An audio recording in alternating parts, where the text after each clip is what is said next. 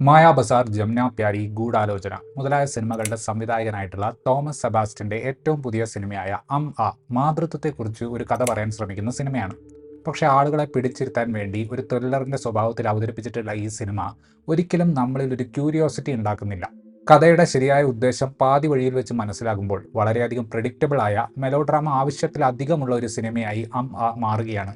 കേന്ദ്ര കഥാപാത്രവുമായി ഇമോഷണലായി പ്രേക്ഷകനെ കണക്റ്റാക്കാൻ കഷ്ടപ്പെടുന്ന വളരെ ഔട്ട്ഡേറ്റഡ് ആയിട്ടുള്ള ഒരു തിരക്കഥയുള്ള സിനിമയാണ് സ്റ്റീഫൻ എന്ന റോഡ് കോൺട്രാക്ടർ ഇടുക്കി ജില്ലയിലെ ഒരു ഓണങ്കേറ മൂലയിൽ റോഡ് പണിയുടെ ആവശ്യത്തിനായി എത്തുന്നു. അവിടുത്തെ പഞ്ചായത്ത് പ്രസിഡന്റ് സ്റ്റീഫന് താമസിക്കാൻ വലിയ മെച്ചമൊന്നുമില്ലാത്തൊരു സ്ഥലമാണ് കണ്ടെത്തി കൊടുക്കുന്നത്. നല്ലൊരു സ്ഥലം തേടി നടക്കുന്ന സ്റ്റീഫൻ ഒരു പ്രത്യേകതരം സ്വഭാവമുള്ള ഒരു സ്ത്രീയെയും അവരുടെ കൊച്ചുമകളെയും കാണുന്നു.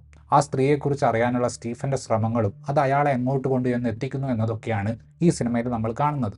കഥയുടെ പശ്ചാത്തലവും കഥാപാത്രങ്ങളെ അവതരിപ്പിച്ചിട്ടുള്ള രീതിയും എല്ലാം കാണുമ്പോൾ താഴ്വാരമൊക്കെ പോലെയുള്ള ഒരു സിനിമയാകാനുള്ള ശ്രമമാണെന്ന് തോന്നും. ആ ഒരു ഫീലിംഗ് ഒന്ന് കൂട്ടാൻ വേണ്ടി ചില നിഗൂഢ കഥാപാത്രങ്ങളെ തിരക്കഥാകൃത്ത് കവിപ്രസാദ് ഗോപിനാഥ് കഥയിൽ ഉൾക്കൊള്ളിച്ചിട്ടുണ്ട്. നാടിന്റെ കഥ അറിയുന്ന രണ്ട് വൃദ്ധന്മാർ. ഒരാൾക്ക് കണ്ണ് കാണില്ല പക്ഷെ ചെവി കേൾക്കാം, മറ്റേയാൾക്ക് ചെവി കേൾക്കില്ല പക്ഷെ കണ്ണ് നല്ലപോലെ കാണാം. കഥ മുന്നോട്ട് പോകുന്തോറും സ്റ്റീഫൻ പോകുന്ന സ്ഥലങ്ങൾക്കെല്ലാം ഒരു നിഗൂഢതയുടെ ഭൂമിശാസ്ത്രമുണ്ട്. വ്യക്തമായ പ്ലാനോടുകൂടി തന്നെ അങ്ങോട്ട് വന്ന ഒരാളാണ് സ്റ്റീഫൻ എന്ന് ഒരു ഘട്ടത്തിൽ നമുക്ക് മനസ്സിലാവും. എന്നാൽ അതിനുശേഷം സിനിമ മാറി സഞ്ചരിക്കുന്നത് നമ്മൾ പ്രെഡിക്റ്റ് ചെയ്തതിനേക്കാൾ നിരാശപ്പെടുത്തുന്ന പാതയിലാണ്.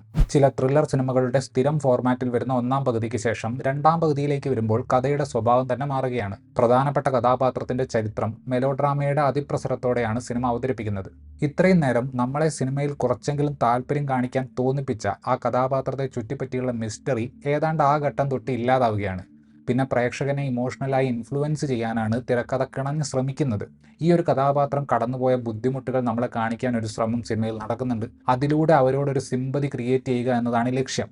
നിർഭാഗ്യവശാൽ ആ ഭാഗങ്ങൾക്കൊന്നും നമ്മളെ ആ കഥാപാത്രവുമായി ഏതെങ്കിലും തരത്തിൽ കണക്ട് ചെയ്യാൻ സാധിക്കുന്നില്ല. ഏതാണ്ട് ഒരു എക്സ്റ്റെൻഡഡ് ക്യാമിയോ സ്വഭാവമുള്ള കഥാപാത്രമാണ് ദിലീഷ് പോത്തൻ അവതരിപ്പിച്ച സ്റ്റീഫൻ. രണ്ടാം പകുതിയിലേക്ക് വരുമ്പോൾ ശരിക്കും വിരലിൽ എണ്ണാകുന്ന സീനുകളെ അദ്ദേഹത്തിനുള്ളൂ.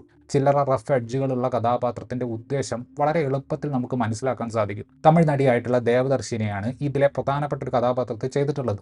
എഴുത്തിന്റെ പോരായ്മകൾ കൊണ്ട് ആ കഥാപാത്രത്തിന് അത്ര മിസ്റ്റീരിയസ് ഫീൽ കിട്ടുന്നില്ല. മികച്ച രീതിയിൽ ആ ക്യാരക്ടറിന്റെ കഷ്ടപ്പാടുകൾ അവതരിപ്പിക്കാൻ ദേവദർശിനി ശ്രമിച്ചിട്ടുണ്ടെങ്കിലും ആ കഥാപാത്രത്തിന് നുവാൻസസ് കൊടുക്കാൻ പാകത്തിനുള്ള ഒരു സപ്പോർട്ട് തിരക്കഥയിൽ നിന്ന് അവർക്ക് ലഭിക്കുന്നില്ല. മിണ്ടാതിരിക്കാൻ കഷ്ടപ്പെടുന്ന ജാഫർ ഇടുക്കിയുടെ സ്വതസിദ്ധമായ ശൈലി പഞ്ചായത്ത് പ്രസിഡന്റ് കഥാപാത്രത്തിന് ചേർന്നതാണ്. നടൻ ജയരാജൻ കോഴിക്കോടിന് പെർഫോം ചെയ്യാനുള്ള ഒരു നല്ല കഥാപാത്രത്തെ കിട്ടിയിട്ടുണ്ടെങ്കിലും കഥയിൽ ആ ക്യാരക്ടറിന്റെ ഇമ്പോർട്ടൻസ് സ്വല്പം ഊതിപ്പെരിപ്പിച്ചതാണ്.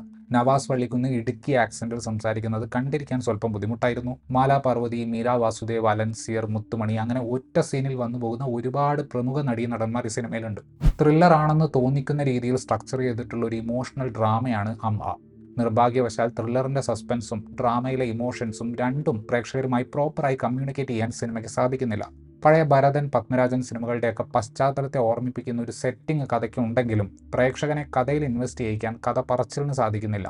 അതുകൊണ്ട് തന്നെ നല്ലതാക്കാമായിരുന്ന ഒരു കഥയായിരുന്നു എന്നുപോലും ഈ സിനിമ കണ്ടിറങ്ങുമ്പോൾ തോന്നുന്നില്ല. ഇത്രയുമായിരുന്നു ഈ സിനിമയെക്കുറിച്ചുള്ള എൻ്റെ റിവ്യൂ. വീഡിയോ ഇഷ്ടപ്പെട്ടാൽ ഒന്ന് ലൈക്ക് ചെയ്യുക. ഇതുപോലെയുള്ള മറ്റു വീഡിയോസ് കാണുന്നതിന് വേണ്ടി ചാനൽ സബ്സ്ക്രൈബ് ചെയ്യുന്നതും ഒന്ന് കൺസിഡർ ചെയ്യുക.